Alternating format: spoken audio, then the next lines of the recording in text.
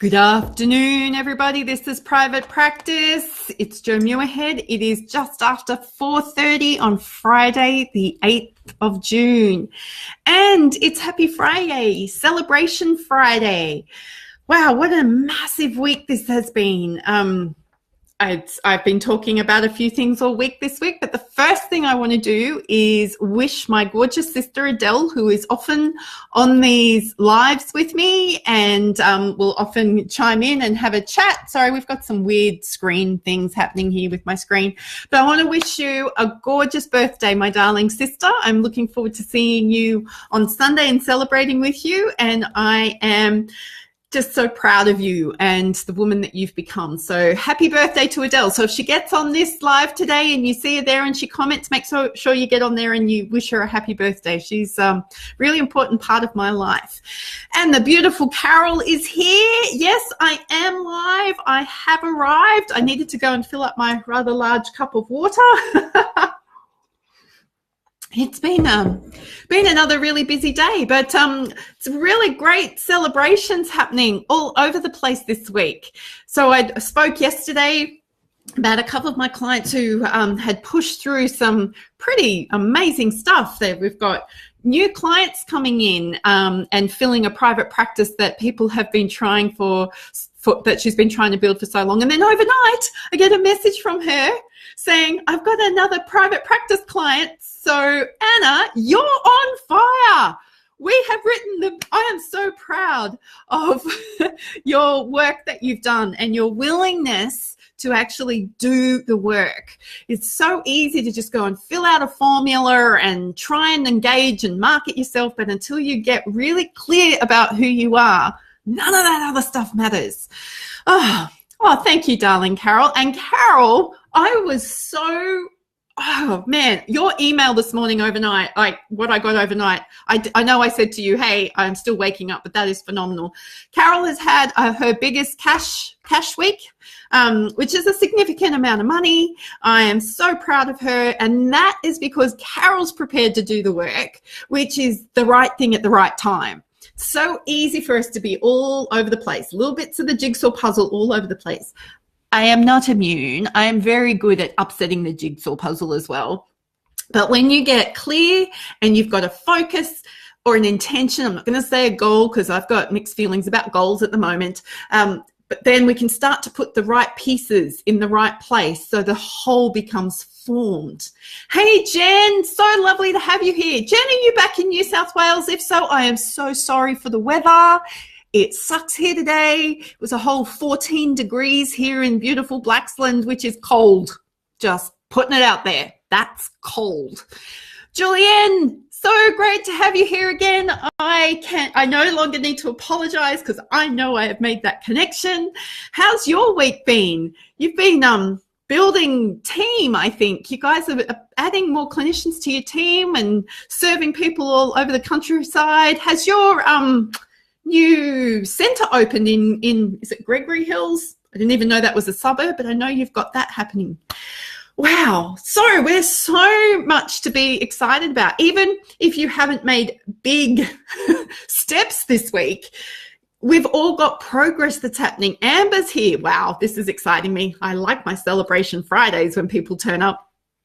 So the beginning of this week, I had a presentation, a marketing presentation, and we didn't have as many people turn up to that as we thought, and I was okay. It gave me some new information, but by yesterday, we'd already had an inquiry about the fatigue management program. So it doesn't matter how many people if you have in the room, if you have the right people in the room and you give them the right information at the right time, then you're going to get work from it. And what has also happened this week is I've had a previous clinical psychologist who referred to us for our fatigue management program refer someone else going, Jo, you've been so wonderful. Apparently, the results of my fatigue management program with her client meant that he doesn't need psychological treatment at this point in time anymore. That's pretty cool. Not that I'm going to go out there and market how to stop needing psychological treatment, because that I actually disagree and think that he does. But he was in such an empowered place that he went, I think I want to choose. Well, not I think I want to choose, that's terrible language. I'm going to choose to not have treatment in my life, in this particular part of my life, which is awesome for a 21-year-old who's been living with a traumatic brain injury for 4 years to actually be empowered enough to make a choice about what treatment providers he doesn't want in his life anymore. So yay, fatigue management program. That is really cool. Hey, Amber. Julianne, sorry, I've got to learn how to pronounce your name now. Gregory Hills is in August. Aha, and you've got, wow, see, I knew you were in growth mode. Tamara, you're here as well. This is pretty cool. So fatigue management program gaining some traction, and I've just put it out to my team this afternoon who would like to work with this new client that's coming on board, who would like to learn how to facilitate the program, because let's face it, I can't do all of it. So I'm ready to now inspire and encourage my team and get them skilled up. So then on Monday, after I had that first meeting, I went and had the meeting that I thought was just going to be a catch-up, which has resulted in me being asked to come and speak to a New South Wales government regulator about how we can do service provision differently, which I seriously, if you had told me that that was going to happen, I would have laughed.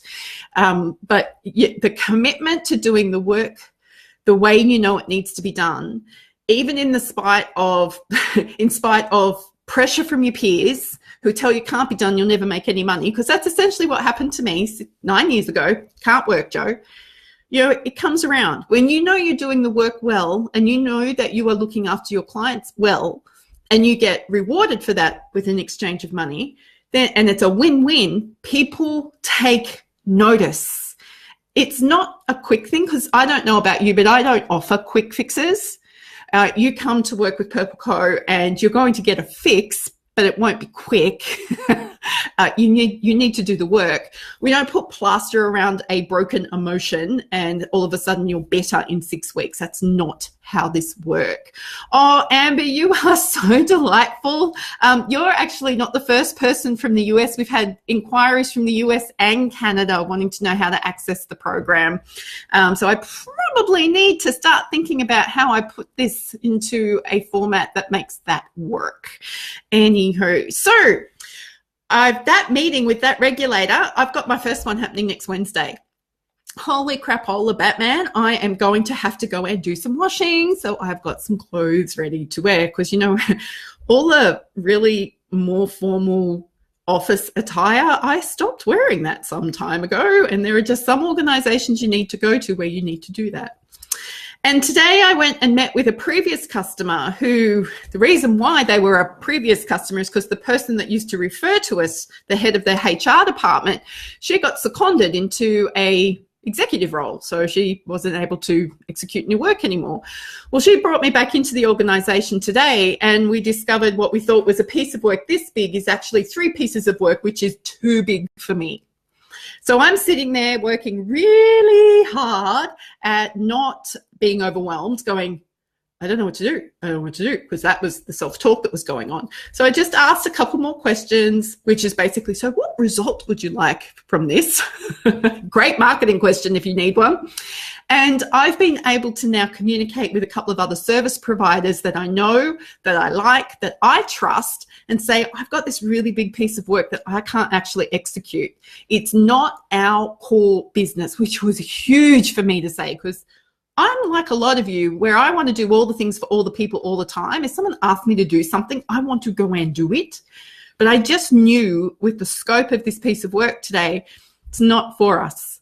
And as much as it pains me to kind of give away a big chunk of work, knowing that it's going to go to the right people who can do that work and execute that work and still make me look good because I've referred them to my customer, that gave me an incredible sense of peace and empowerment. I felt so empowered in saying no about this piece of work today.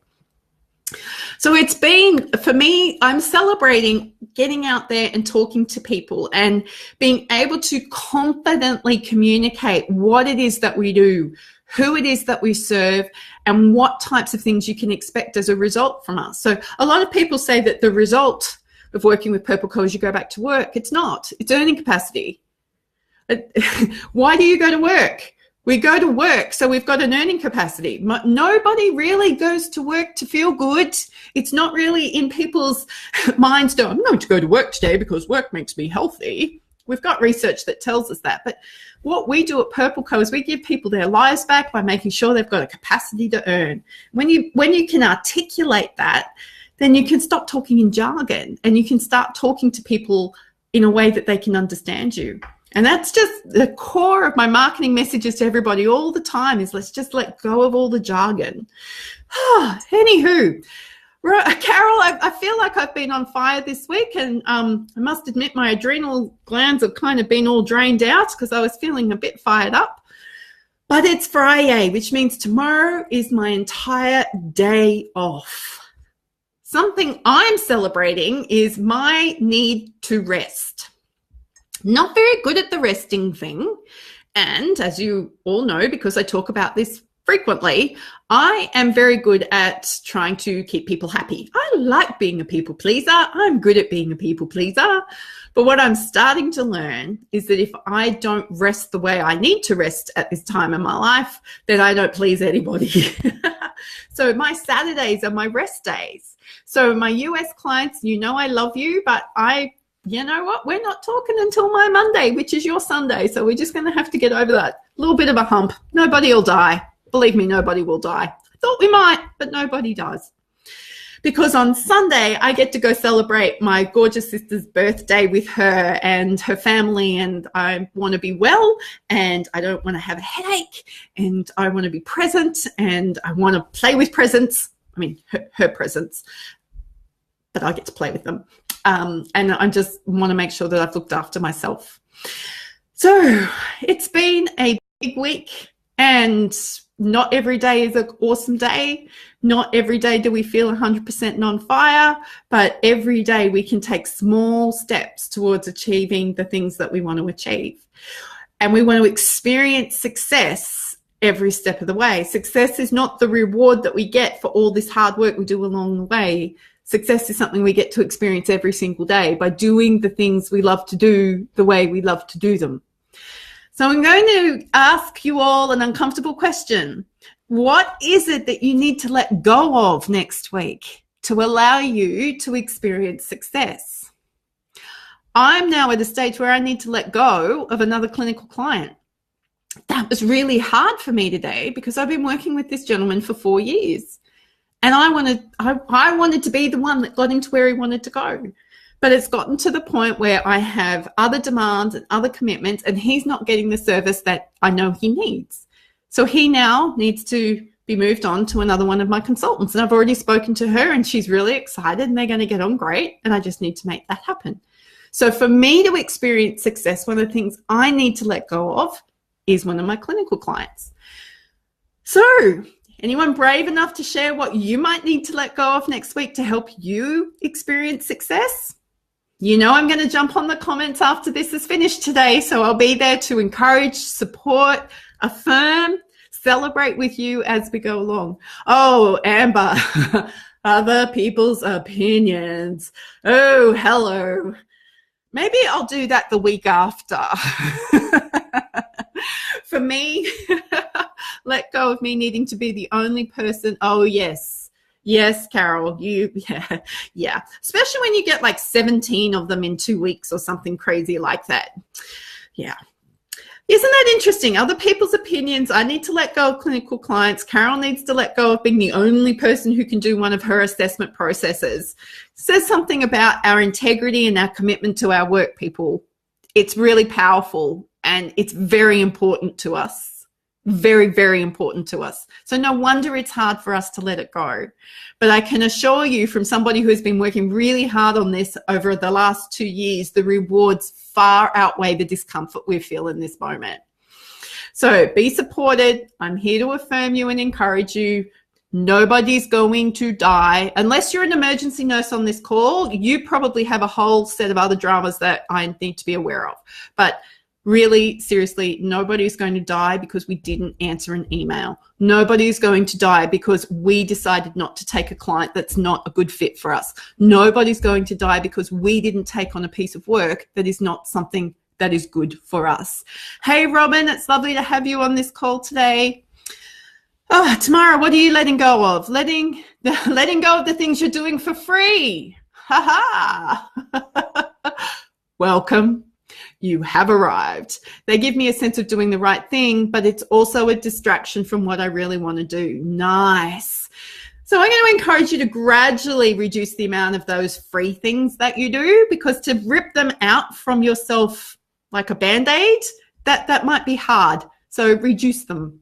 Like me, learning to reduce, working on a Wednesday afternoon. Yeah, we haven't done that again, people. I'm working towards it. Actually, I was held accountable this afternoon by somebody I trust, and she made me stick at it, and we're actually not going to take the whole of the Wednesday afternoon off, but we're gradually decreasing the amount of time that I'm here at work. So there we go. 10 to 5 on a Friday afternoon. If you're in Australia, I reckon it's tools down time. Oh, in case anyone's interested, we did actually need another tradie here today, but he fixed the issue very quickly, apparently. But let's see what next week brings. It could be Tradie Central here again. Ha-ha. Wishing you all a fantastic weekend. For those of you in New South Wales, we have a long weekend this weekend. I didn't realise that. I had planned to work on Monday. My husband has things to say about that. There'll be some negotiation going on. Make sure you look after yourself. Be kind to yourself. Hug the people close to you. And remember that this work is worth doing, but you are worth looking after.